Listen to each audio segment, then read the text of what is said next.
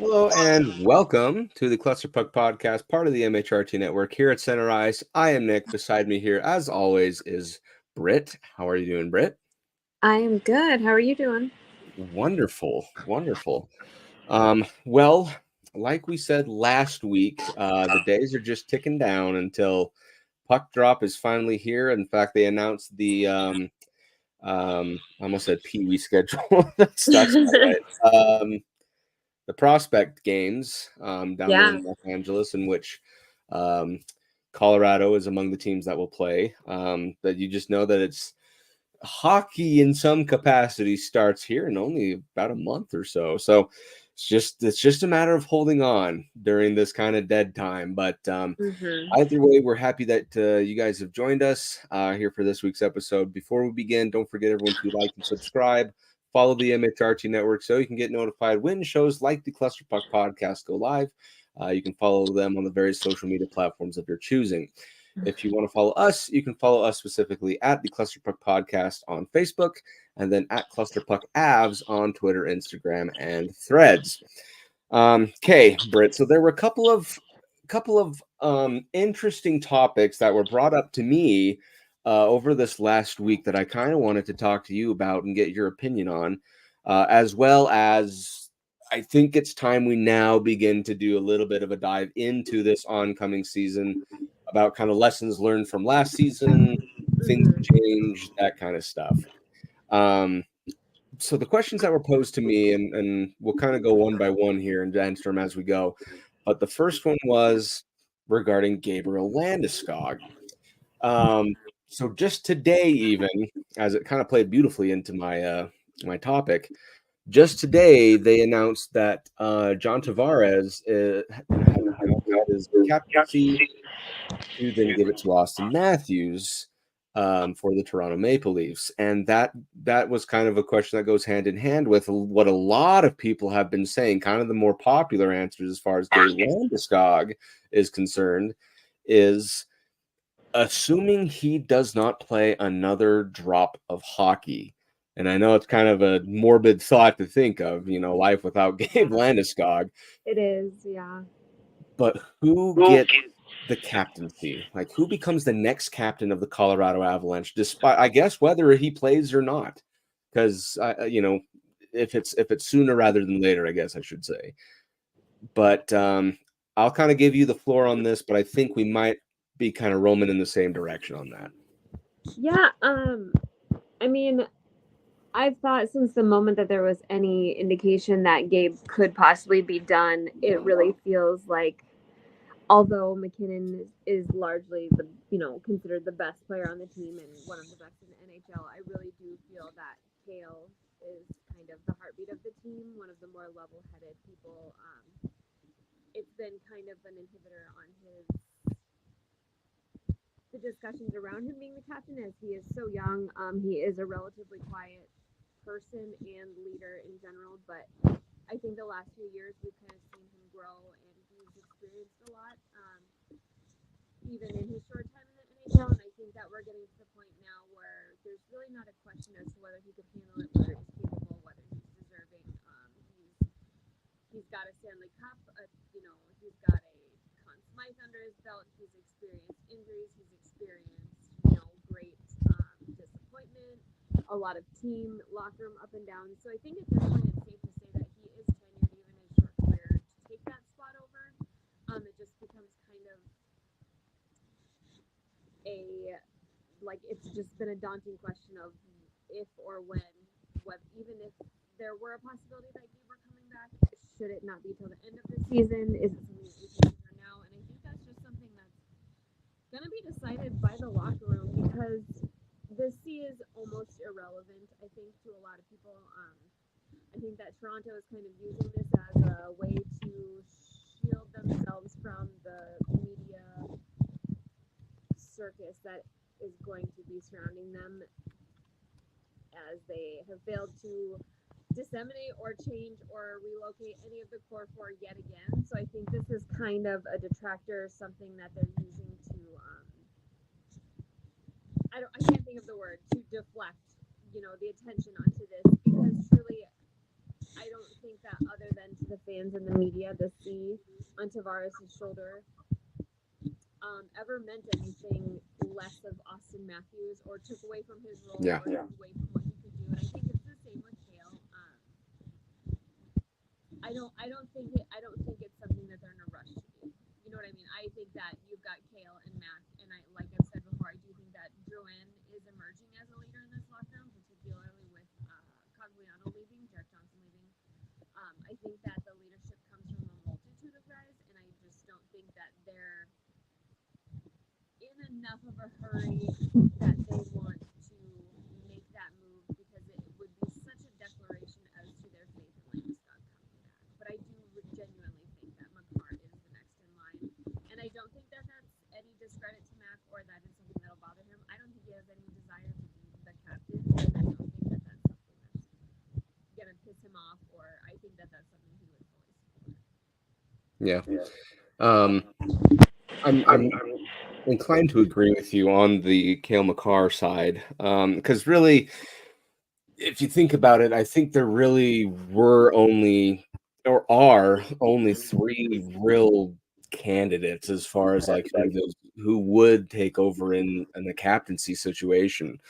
Nathan MacKinnon, Cale Makar, and Mikko Rantanen, all of which do display leadership qualities in their own certain way. Like Nathan MacKinnon, it's his work ethic, right? Right.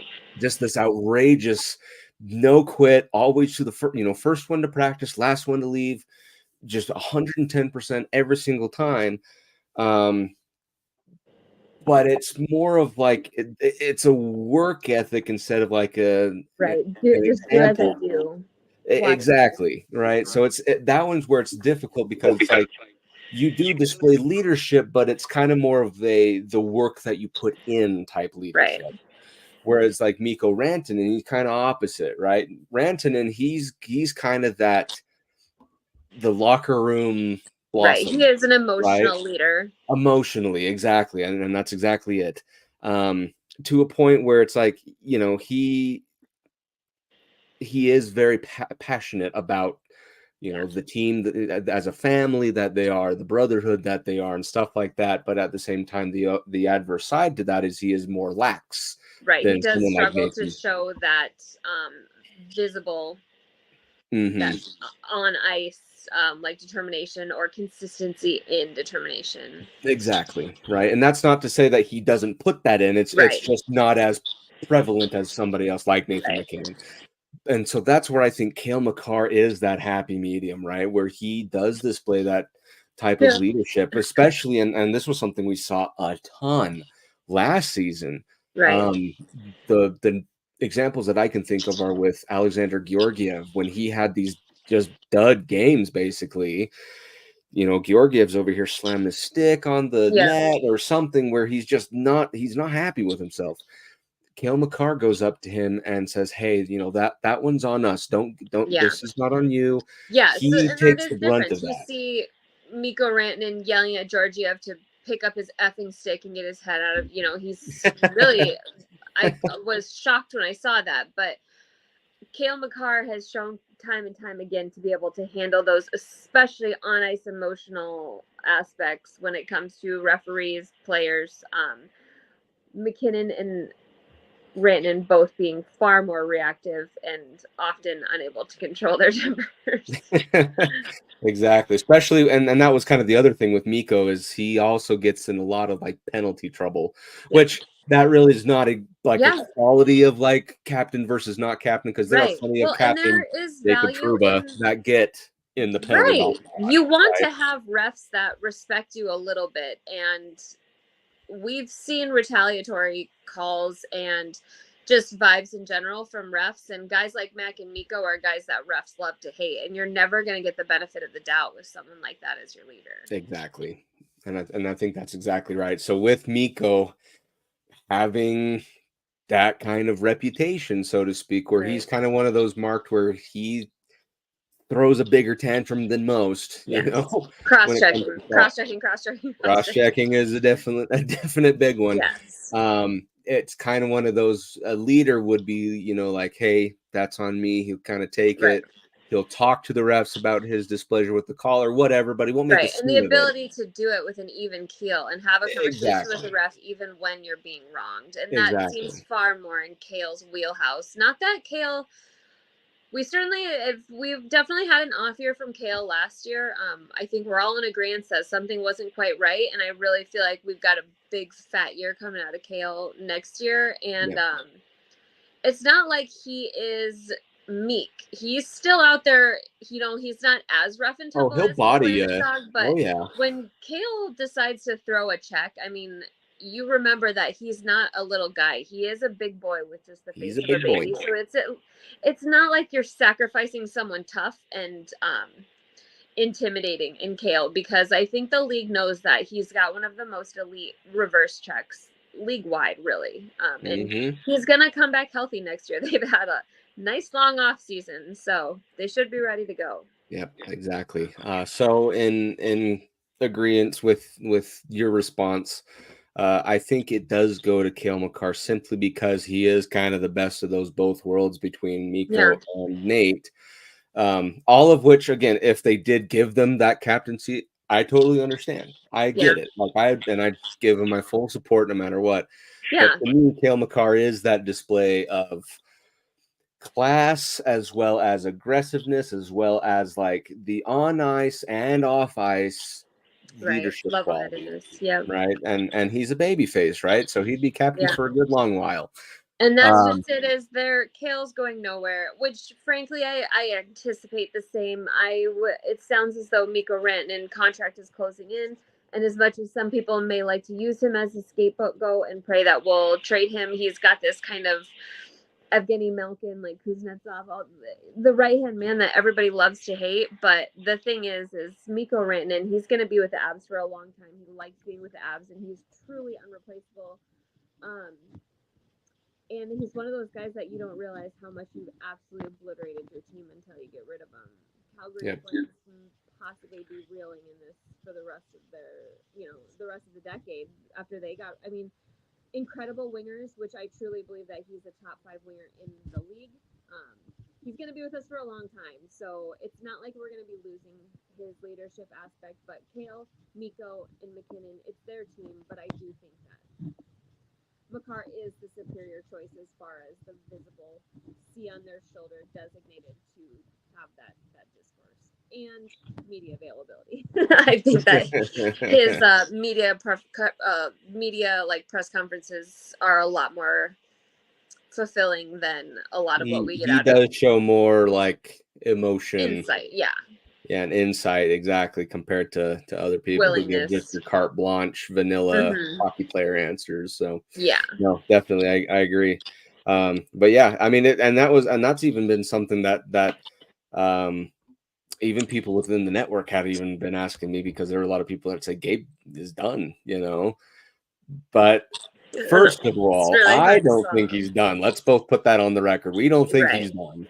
But if it did come to that, and that is it's gonna be hard to pass that torch, because even if they keep saying Gabe's coming back, once they switch that C, people aren't gonna believe a damn word about Gabe coming back.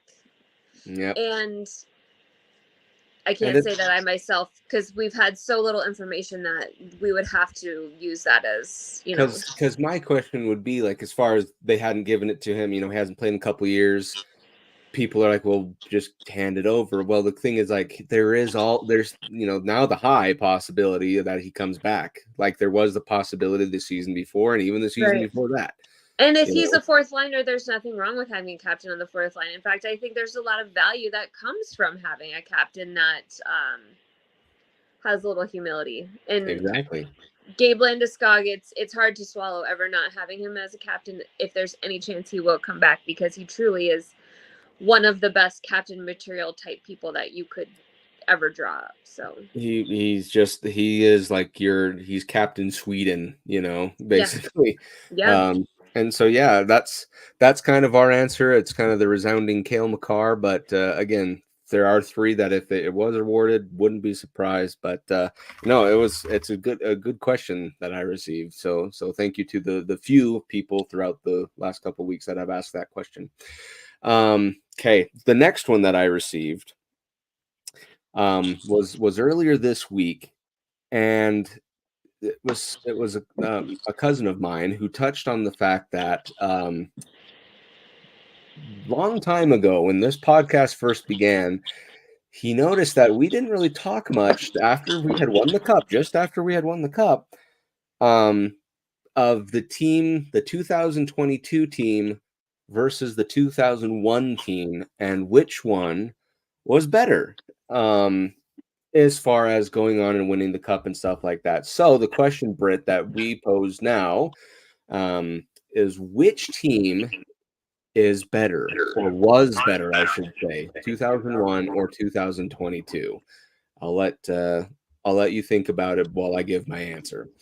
I personally would say I know there are various ways. I know the game of hockey has evolved. I know times were different, 23 years in between.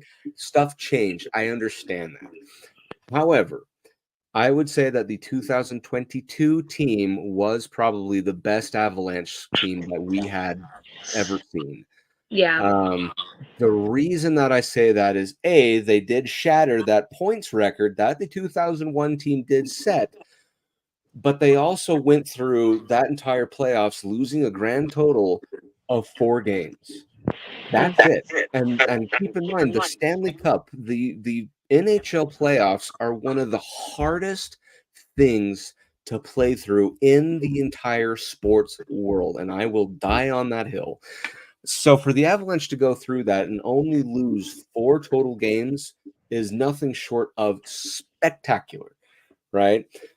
And that's with a backup goalie who played half of those games, right? And that's with a team that let less than 3 goals kind of on average, I think, less something around there. Like, it was just a crazy cool stat to see throughout the season. First, they didn't get the President's Cup, but honestly, it's a curse, right? So hands off on that.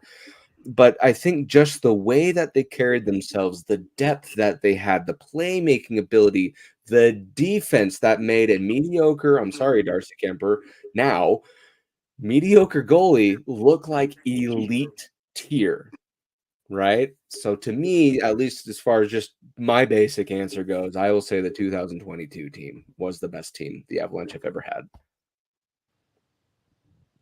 Yeah, I've like gone back and forth on this, and it's funny. I was just thinking. Sorry, Britt, your hand might be on your microphone. Oh, can you hear me? There we Sorry, go. we're phoning it in. This one, my computer hates me. So, I've gone back and forth, and it's I've pretty much come to the same conclusion. The thing was, that first team, they were supposed to win. They were expected to win. I mean, they had, in an era that you could essentially buy, just short of buy yourself into a Stanley Cup. I truly believe that they had the greatest goalie of all time that ever lived on that team. They had, I mean, when you go through that roster, granted, in time, this roster that we had in 2022 will look kind of like an all-star lineup. But truly, when you consider the contributions we had from a backup goaltender, we had Andre Burakovsky sitting out. We missed games. I mean, we were playing true depth pieces. We weren't plugging in all-stars waiting in line. It just feels like that 2022 team had to rely so much less on like the Logan O'Connors, like true fourth liners, true third liners. But they also won it in different ways. And the 2001 team almost lost it. I mean, they really almost lost it. And with the way the last 2 years have gone, it's hard to believe that at no point did I have a single speck of like doubt that we would do anything but win the Stanley Cup once we got into the playoffs with that 2022 team. Our defense, and I'm obviously someone who values defense, so to me, the defense, I mean, there's no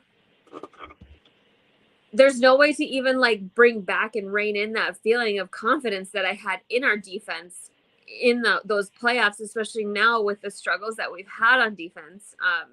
Feels like it's a million years away, but compared to that 2001 team who nearly almost lost it, and the fact that they did that with, like you talked about, we did it with a backup goalie. Granted, Pavel Francouz was always suited to be a starting goaltender had we not had such limiting health problems. But truly, and it's been confirmed. I love Darcy Kemper, but he is not world class. He's a very solid goaltender, but Patrick Waugh literally should, somebody that truly steals games. We've lacked that greatly for the last few years, short of Georgiev's, magical little comeback in the playoffs this year. But Patrick Waugh single-handedly could win games 1-0. All you had to do was win one. And there was times that it seemed like he would score them himself. So the fact that they nearly lost it with those factors just kind of puts the 2022 team ahead for me. And a lot of it is just I value defense so greatly. The defense on that 2022 team was, I don't think will ever be like more compelling of a lineup in my mind as an Avs fan and just as an NHL fan. I think that's truly one of the greatest defensive showings of all time. Yeah, and I think you're right. And again, that's not to throw any shade on the 2001 team. No, that was still a phenomenal team. Go look at that roster. It's like, well, I mean, every single retired number that the Avalanche have, we're on that 2001 roster, right? Raw was on it, Sakic, Hayduk, Foote, Forsberg, and Bork. They were all and there. So it makes it almost more concerning that they nearly didn't win it. Like that's where Yeah. So it's kind of, to me, it's kind of the idea of the 2001 team walked so that the 2022 team could run. Look at who. Your hand's back on the mic, I think. Oh, and look who formed this 2022 team. Yeah. Exactly. It's a lot of those same players. Yep, and you're exactly right. And someone of that mentality, right? Joe Sakic in this case, who said, what did our team have that we can then put into this team? Hence why they went and got Nazem Kadri, Andrei Burakovsky, Josh Manson, Arturi Lehkonen, A few that were like bewildering at the time. None of us were hoping that they would go get Lehkonen. I mean, I don't think anybody was anticipating bringing on someone like Manson. Anyone's radar during the trade deadline. Yeah, I don't think that Cogliano was a name that I had ever heard.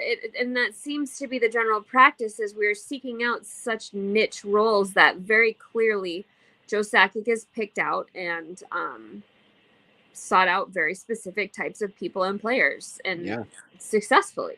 Exactly. And you even see that effect, just kind of branching out from the conversation for a second. You even see that Joe Sakic effect and what his tutelage has done for Chris McFarland. Chris McFarland, yet last year, where he had full reign, went out and grabbed Casey Middlestat, Buffalo Sabres' best and leading scorer at the time, went out and grabbed him for Bo Byram, which, again, he was very coveted. We love him. Right. But the trade-off just made sense. And now here he is, signed an extension. He's going to stay here longer term. Yeah. And it's just kind of one of those moments where right in line with someone that wasn't on the trade board. Nobody really thought that he was available. No one was even. It's an Avalanche thing, where they just go and grab the guy that nobody thinks about or probably wasn't even available. Yeah. Just crazy. But yeah, so to answer this question, 2022, but both teams, I guess, in reality, were just phenomenal. We're just, it's like pick your kid that you love more, and it's like, well, yeah. Actually, you know what? I'm going to change my answer. I'm going to say there's a sneaky third option, the 2016-17, where they scored 40 total points in the season. Aren't we not the leader for that anymore? That was morally the best team, right? Did the Ducks get us last year? Oh, they might have. Or was it the Blackhawks or the Sharks even this year, right? I can't remember. Okay, yeah, I think the Sharks. But we're no longer the dead. It'll be nice, yeah. It'll be nice not ever having to hear that. Boy, wasn't that a time though? I tell you what, where you go from dead last in the league to the very following year, So Eric weird. Johnson's goal to put you into the playoffs. Wow, Yeah. that was something. Anyways, okay, so those are the couple questions that we received. Again, if you do want to have your questions answered, DM us, send us messages, let us know what things that you want to have discussed. Obviously, we'll try to see it if we can, and then throw it onto the docket. But moving on, then, now that the season is kind of just coming around the corner, it's probably best to now start talking about the fixes, right? Things we would like to see happen as far as things that they will change. Yeah. So I guess kind of the best way I can put this is an example, right? So I'll answer my own question first. Something that I noticed that the Avalanche did last year that I would really, really like for them to fix this year is not necessarily back checking, but sustained defensive pressure to get it out of your own zone. For some reason, and it was mostly on games where they were struggling, which makes sense. Yeah. It just seemed like for minutes on end, these opposing teams would just waltz into our defensive zone and just be in there for what feels like 6 years, right? Yeah. Where they'd pass the puck around. The Avalanche would just be stagnant and not do much. Yeah, it And was it would just felt like a horrifying, chore some to of get it the out. turnovers in front of our own net that we have been spoiled to not have to experience, but I could not agree more. The turnovers, oftentimes from some of the most egregious, coming from Georgia, like right in front of Georgia, from Taze and Makar. And that's really hard to watch because that's supposed to be our safe place. But yeah, cleaning that up, it's got to happen. I mean, and that's speaks to something with, especially if Taze and Makar can't do it, then who can? You know what I mean? And that's no kidding. I hope that Makar's coming back healthy. Taze doesn't have a newborn anymore. He just had a baby. So hopefully our defense can, and we got a lot of D to choose from. So I have a feeling that we are going to see a resurgence in our D, and they're going to give you what you want. I certainly hope so. But oh my gosh, you're just one thing that was so annoying. If there was ever the ticket item that I would scream at my TV for, it was that, where I'm just like, guys, just a touch of aggression would mean that puck would leave the zone, but just you didn't show it.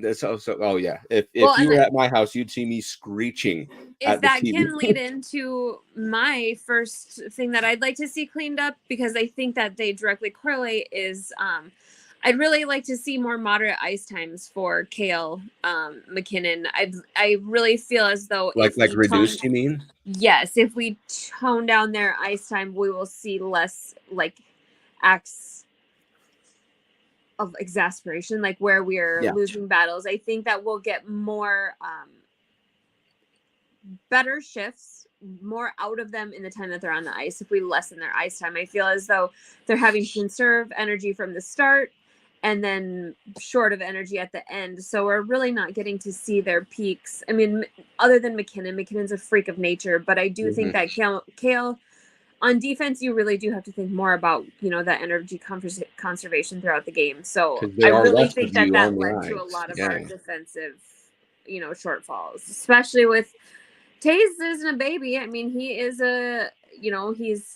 he's not getting any younger. So making him play 30 minutes a night, Makar playing 30 minutes a night, McKinnon playing 30 minutes. I mean, it would be really nice to lessen their minutes and have them be better utilized. Yeah, and I think that's a perfect point, because you look at the cup winning year, because of the depth that we had. Yeah, their minutes shored kind of right down, while the rest of them kind of shored up to kind of make it more even keel. And that just exactly what you were saying. It's that kind of, they don't have to stress as much, ergo get more tired quicker. And you are injured more when you're tired. I mean, you're gonna have more injuries when you're working on a tired body. But it does seem that they are working to address that with volume of defensemen that we've brought in, we currently have an overabundance. That it seems, if anything, they're going to have to move, cut, or waive someone and pray that they get through. But it does appear that they are looking to ensure that we have a proper number of defensemen and can work through some inevitable injuries. Some of these defensemen are injury prone, which doesn't necessarily make you unusable, but we do have to plan for that, and it seems as though they are. So I'm excited to see less of Cale Makar, which I never thought I would say, but the minutes on the ice should be more exciting.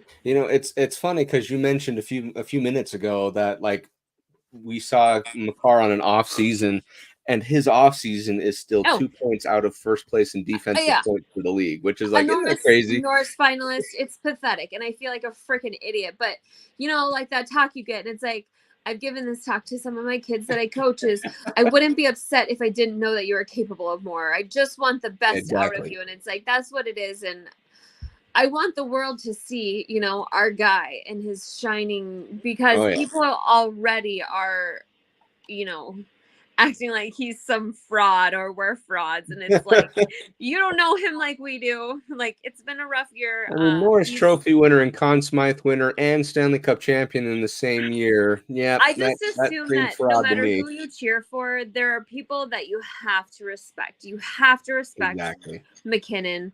You can hate him because he's an ass, but you got to respect. You got to respect McDavid. You got to get, you know, you have to have respect for Sidney Crosby, Ovechkin, Malkin. They're just people that no matter how much you hate them, you have to be willing to appreciate just the sheer shock and amazingness from them. So if you, and to me, Cale Makar is the least offensive of all of them. If you hate Cale Makar, I assume you don't know shit about hockey, or you're just not very. I feel like that one was a dig towards Seattle.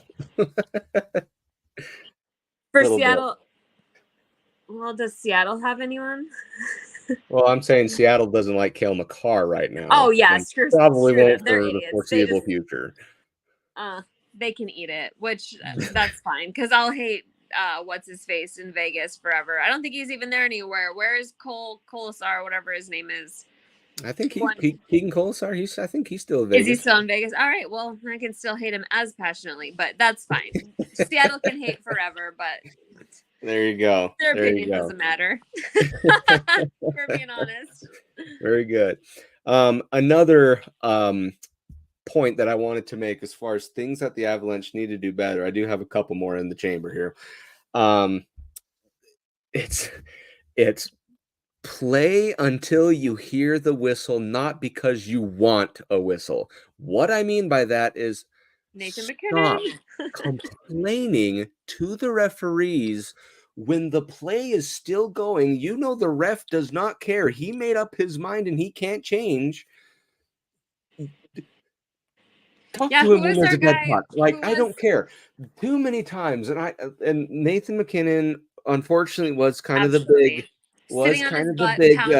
offender on this.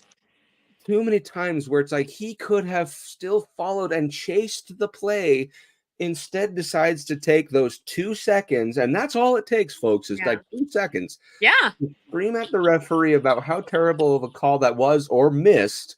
It's and maddening. By then, that puck's coming the other way, and they score on a kind of miniature breakaway, so to speak, or at least an odd man rush. Oh my gosh! Lars Eller's just giving like lectures all day, every day about how he scored like 3 goals when everybody thought the play was over. Exactly. Especially when it's Nathan McKinnon, and there's a lot of players that are guilty of it, but watching him do it. It gives me the feelings of like when your kid needs a spanking. Like it's just slap on the hands or something. It's so hard to watch him waste such valuable moments and just like kind of give more fuel to the fire that he's a crybaby, because it's like, dude, I bet that you could count a serious amount of goals that could have been prevented if he would have chose to finish the play. And that's concerning. You know, he's just lucky that he makes up for it in 5 million other ways. But what if he just kept playing how he does and then also stopped, you know, being the cause of some goals? So, yeah. And it's not just him, though. Oh, no. there's a lot of players in the league, but the more players that you have not giving up those kinds of moments, it's going to add up to more goals and less goals against. Yep, I 100% agree. So that would be another thing that I would say is fix that mentality. That one is an easily fixable one where you just bite your tongue as much as you want to just cuss that referee out. Bite your And tongue, wait for the hopefully dead puck, that and then comes, go talk to him. yeah, it's hopefully inherently it will be improved on by having better emotion in the locker room, just by having less. I mean, it's just been a really turbulent couple of years for these guys. It's crazy how fast you can go from on top of the world to, whew, it's just a lot of emotional, like, and toxic relationships and relationships tested in the locker room, on the ice, injuries. So hopefully they won't be tested so much where they're already on the verge of that, because in the 2022 season, we really did see Mac rein that in. And I think it's because it has been the healthiest a locker room has been in a long time. So hopefully we can get back to that place. Yep. I think that's exactly right. Okay, Britt, what else you got as far as things you want to see fixed or changed? Or yeah, I think my other main one, and I am like all about the Blednar. Like, I love our willingness and ability to shake up the lineups, but I think that now that we have specifically addressed these key, short of possibly, that second line wing spot, which I really do think is Kovalenko's to lose, I would really like to find some stability and consistency in lines, especially now that we do have a lot younger.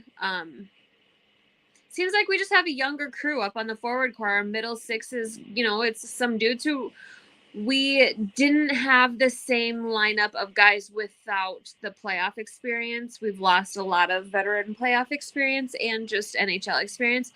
So it'd be nice to get some consistency in lineups, to get Middlestat. Even when you consider like the number of years Drouin has been playing in the NHL, but he's someone I think moves up and down well, but might also thrive off a little consistency. I would like to see Mikko on some consistency without Mac. I'd like to see him with Middlestat some. I'd like to see just a little bit more consistency. You know what I mean? Not being so, and I feel like that's something that we'll have a lot more freedom to do now that it does feel like we do have the important spots or the vital spots filled. To me, the wing position on the second line, that can be free flow. Chuck any of them in there, honestly. Like, even if we put Logan O'Connor in there, but it'd be nice to get those centers some consistency on pairs, especially come November when we know if we've got Nichushkin back. And honestly, if we found stuff that works, Nichushkin can play on the fourth line, the wing position. I'd like to find things that work for these young guys to give them some empowerment and just some,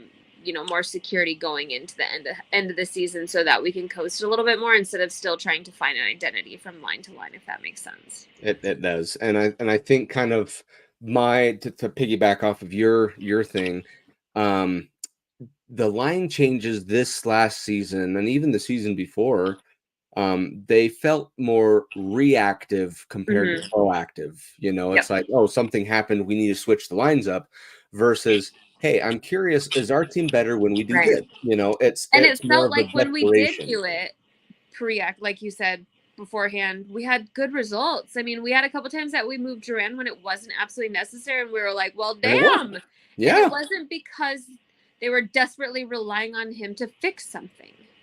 Yeah, I agree. So, and so I think you're totally on spot on with that, as far as like, being proactive with when you're doing your line changes, now that we have that depth, like you talked about, versus reactive when something bad is happening, you have to, scramble your way through it. So I think that's a really excellent point you make there. Really well done. Okay. The last one that I will make, at least for this episode, I'm surprised I have more. In our text messages, a whole nother story. That's right. I have about 30 other things that I just have up the sleeve. No, but the big one that I noticed is, I guess, to put it in short, you have to make up your mind early when it comes to, will I pass or will I shoot? Because there were a lot of times, especially on these little 2-on-1 breakaways or what have you, where you have the open net in front of you and you decide to pass last minute for Right. some who knows why reason, and vice versa, where it's like, oh, he's open right over their pass and he shoots, and it's like, Yeah. what, I think, and I get that hockey is a very quick game and you have very, very little time to react. So it should be that you need to be able to process those options before they approach you, right? For example, on those 2-on-1 breakaways, it's like, as soon as the defender reacts this way, I go this way and shoot. Right. Or if he reacts toward me, I pass. Right? Yeah. And I do think that it's all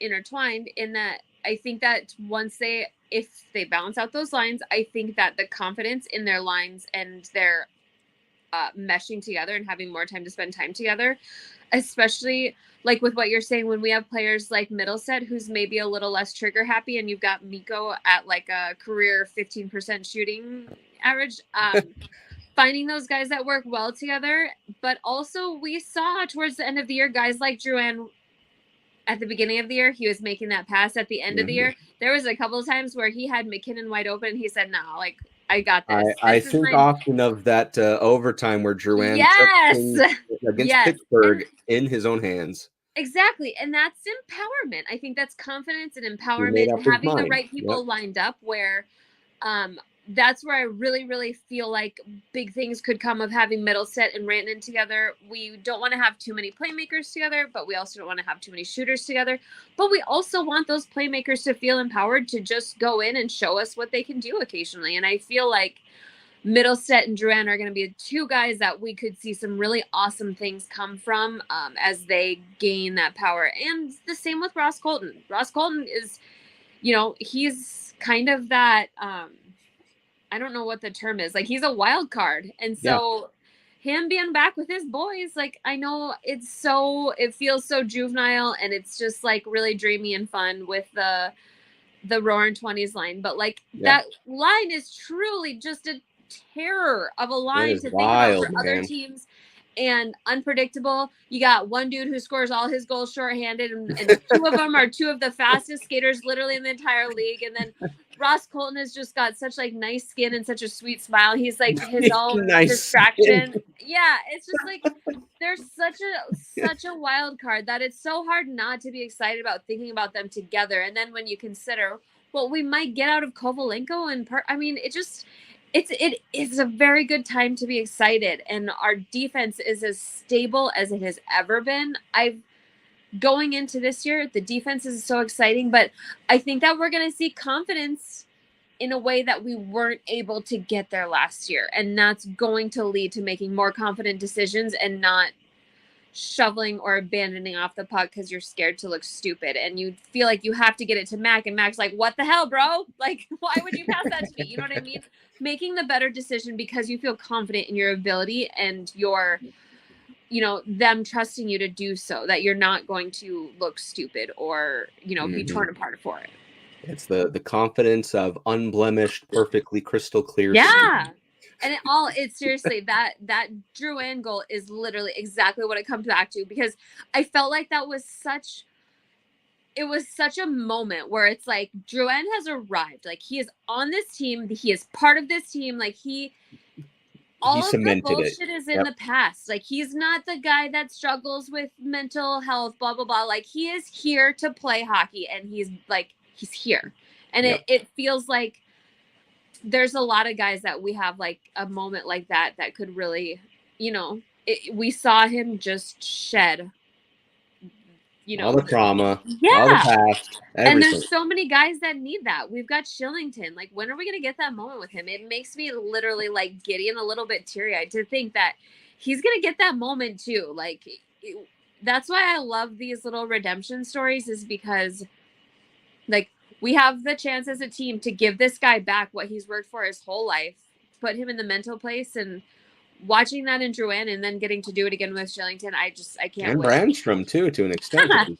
Yes. Yeah. And it's to be a team that's like successful in doing that is honestly, I think it's really exciting to cheer for a team like that. Yep. As opposed to being one that just tears everybody down and ruins them. Like the Blue Jackets. There you go. There you go. So that's another one for me. Britt, I don't know if I have one more that I could talk about if you have, unless you have another one. I know you can go. I'm sure it's something that I agree on. Probably. Well, again, I have like 5 now that I think about it, but I'll just do the one. One last one. So I don't know if it's a pet peeve or what. Maybe it's just me. But the hot and cold streaks on the power play are driving me up a wall.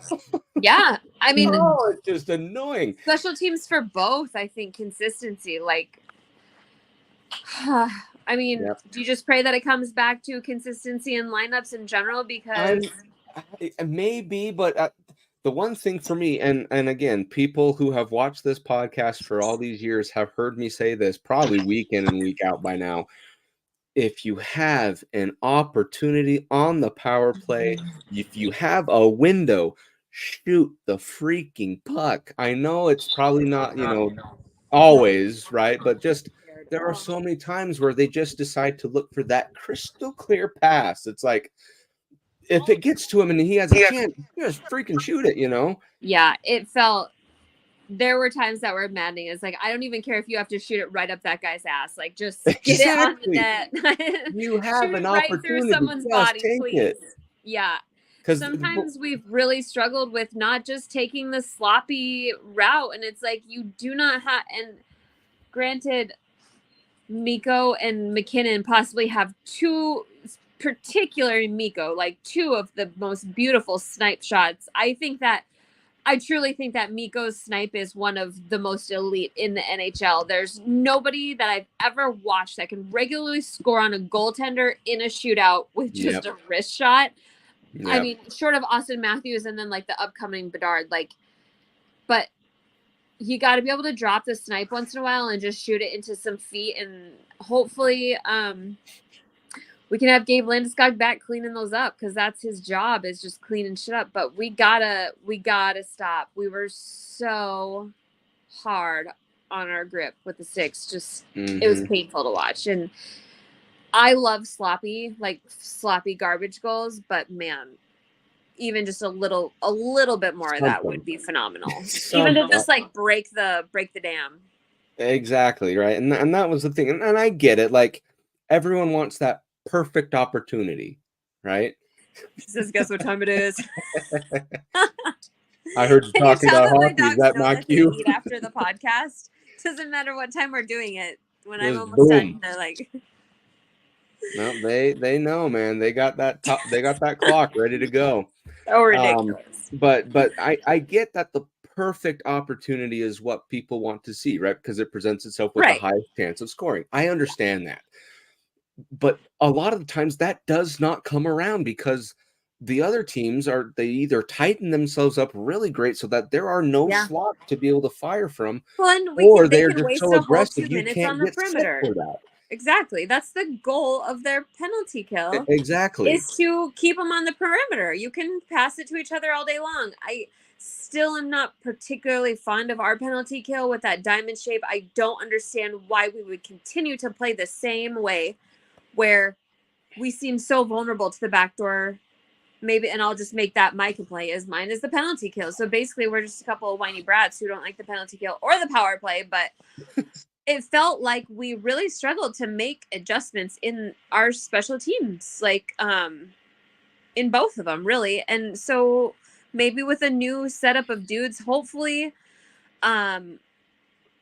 some younger feet in our special teams with the power play and with the penalty kill, we've lost a lot of bodies that are in those teams for us. So we are going to have to see some new people in there, and there's going to have to be adjustments simply out of sheer like body capabilities and speeds and stuff. So I'd imagine we'll look a little bit different. But yeah, the unwillingness to shoot and looking for the beautiful shot. There's nothing more annoying than like the guy at the game in front of you yelling, shoot, like he should, but also it's so blatantly obvious that really it was painful at times this year. It was. And I mean, you even look at a team like, for example, San Jose. Their penalty kill is straight aggressiveness to not give the offense any time to set up or do anything. And there were a lot of times in stretches in the Sharks games, despite them losing, right, where on power plays they only gave up like 1 goal in 19 games. You know, oh, your hands on the mic, I think. It's just so weird how the sport of hockey can be like that. Literally the It worst is. team doing possibly the hardest task in the best way. Like It's weird. So it's like maybe just adopt that yeah. mentality And or that's what hopefully at this point we are replenishing with some quicker feet, because we are struggling to play the game that we played in 2022 because we did have a significant slowdown from that like insanely fast team that we had in 2022, and maybe we were trying to continue to play with that set of bodies. Mhm. Hopefully this year we can get back to that or adjust a little bit better to that, but it feels like we're going to have to change it up in some ways because we have lost some of those special teams people. Exactly. But we still have Logan O'Connor, who is kind of the Right. It's so easy guy. to forget that we didn't have him last year. Not easy to forget, but I just randomly remember. You know what I mean? You're like, oh my God, we played. Especially on those power plays or penalty kills, I should say, where you're just like, boy, Logan O'Connor would have been perfect right about now. He would have stolen that puck and had a breakaway. And he said that his hips, from what I read, it sounds like his hips have never felt better. So Even faster Logan O'Connor? Are you kidding me? Oh my God. It makes me like literally I could just be sitting in a room I'm excited. like at a doctor's office smiling when I remember that Logan O'Connor is coming back. Like it's so insane how somebody that, they used him. I'll never let it go that what's his face? The goalie who released all the trades and stuff, but he jokingly he basically used O'Connor as a throw-in, as like a trade sweetener for some trade that he was proposing or trying to crack. And it was like, don't you talk about O'Connor like he's just a cap-clearing toss-in? Like, do you even know him? Yeah. So, I mean, somebody that not as meaningless to the rest of the league. I'm sure there are various people who have picked him out and they notice him every time, but like he is so valued by Colorado Avalanche fans. He's like our little secret that until he scored his shorthanded goals, which did you know that was it Walker scored like a shorthanded hat trick last year? Something like that I heard. Did you hear that stat ever? I can't remember what it was. I have not heard that stat. I'm pretty sure the only person that got more shorthanded goals than O'Connor last year, I think it was Walker. I'll have to look it up. I could not believe it. A hat trick of shorthanded goals or something absolutely absurd like that. I'll have to find it because I was astounded when he was with the Flyers still, I believe it was. I'll find it. But interesting. So weird. Interesting. Yeah, sorry, that was a random. I was shocked when I heard it. I'll have to find it. But yeah, I mean, I was bummed about losing Walker, but I think that it's a gear to be excited about again. I feel a lot better this year than last year. I'd agree with you. But obviously, kind of like what we talked about, there are things to fix. And obviously, there's always going to be things to fix, right? And I think next week we'll talk about things we liked, right? So that way we're not always so down. Yeah, well, and next week we're going to talk about the outcome of St. Louis just absolutely pistol whipping the Edmonton Oilers, throwing not but one but two offer sheets on two restricted free agents that they weren't worried about signing because you don't have to, and they were completely anticipating taking some team-friendly deals, and now they're being forced to either overpay them and not trade them for a year or lose them and get nothing but a second-round pick in return. So I don't know if you guys have been following, but it's some good drama, and it could be truly reshaping the face of the NHL. If we were to start utilizing, there's been a gentleman's agreement to not. There's been two successful offer sheets in the last decade, and now we might be looking at one or two.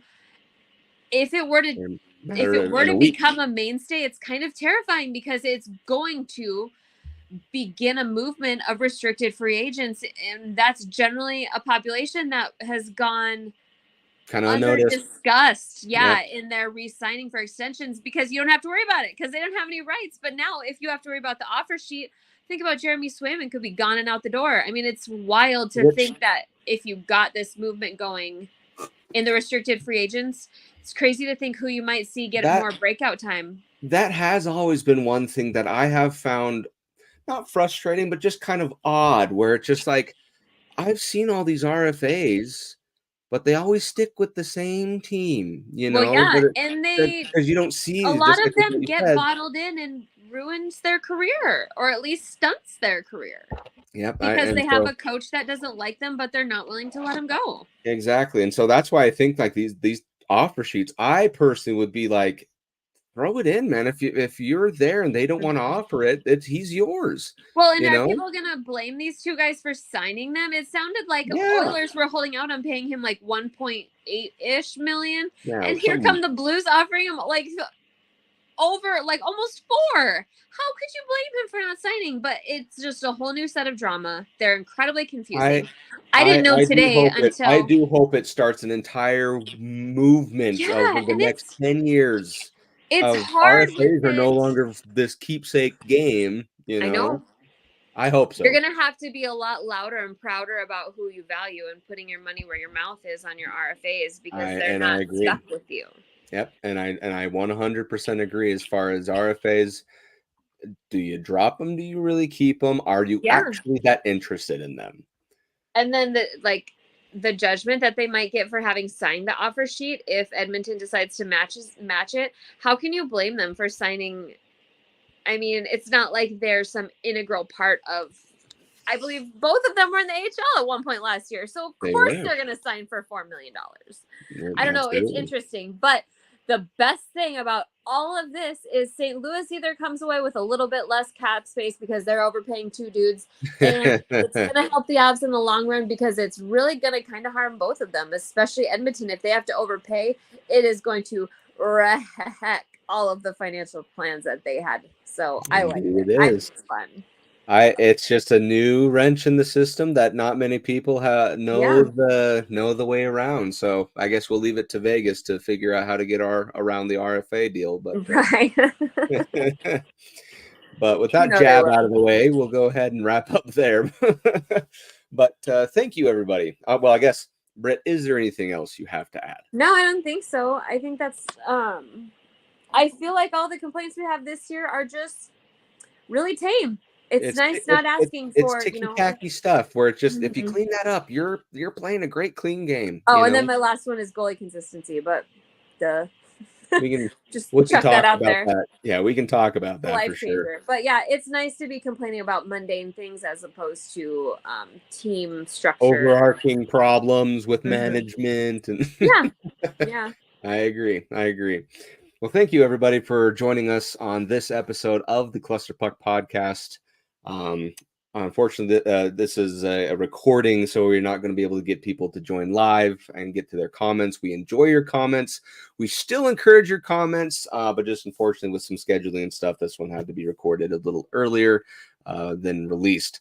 But if you do like what you see, don't forget to like and subscribe and follow the MHRT network so you can get notified when shows like the Cluster Puck Podcast go live.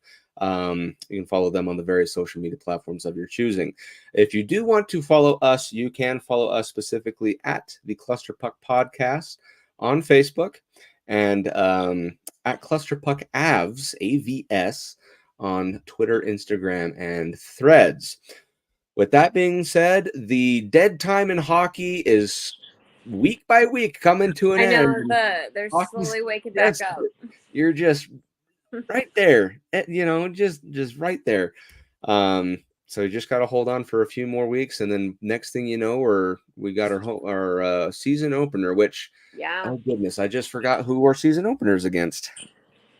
St. Louis, isn't it? Or Columbus, or something weird. Columbus. Oh boy. Oh man, no.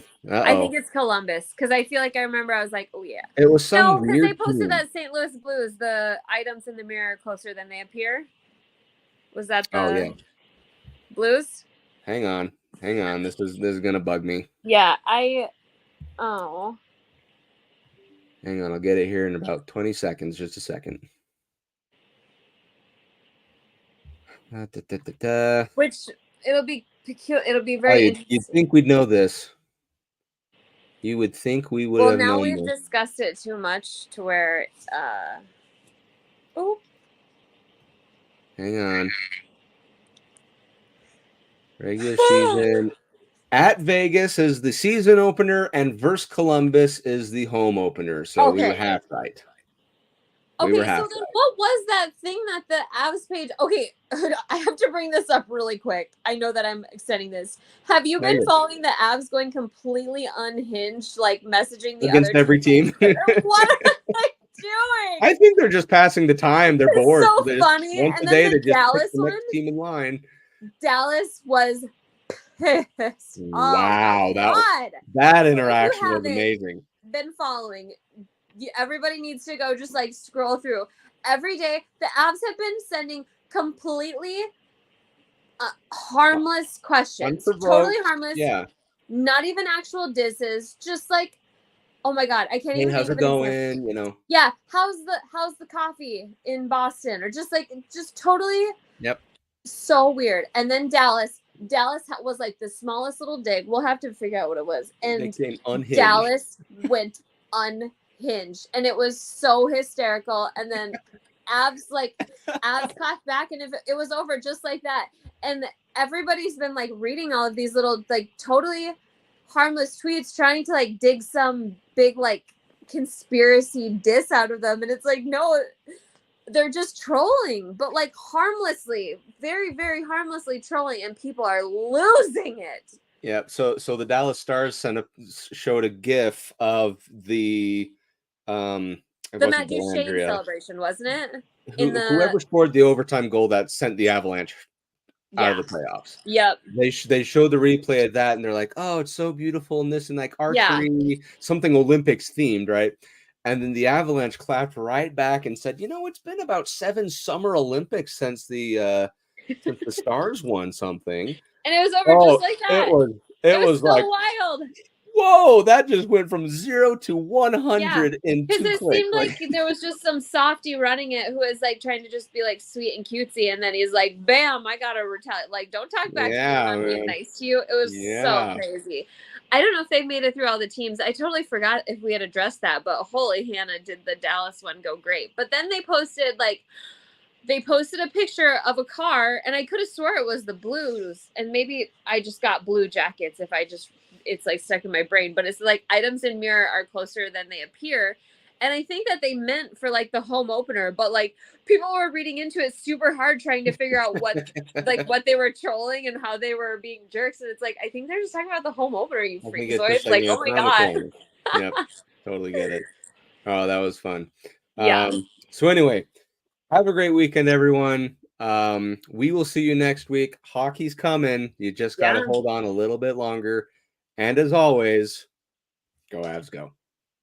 Fast lane when I pass in the street, bag of money in the passenger seat. Simcoe's been asking for me on the road from the west to the east. Way up, I might never come down, cause the coast's racking up the flight miles. So high, I might never come down, so what, this is my lifestyle.